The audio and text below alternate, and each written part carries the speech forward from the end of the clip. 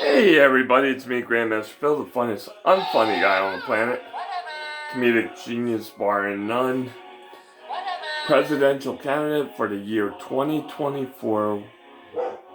And we're not going to have any money. And money's not going to matter because it's not going to be worth anything. So, we're going to just have fun. So, the next plank right now is we're going to change the national pastime from baseball to NASCAR. So NASCAR is now going to be the national pastime. So that's all for this video.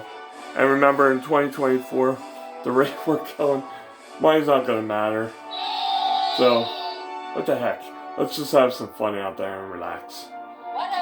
It's a sad planet right now, and I'm trying to do everything we can here to make the planet laugh. We appreciate all your help and support.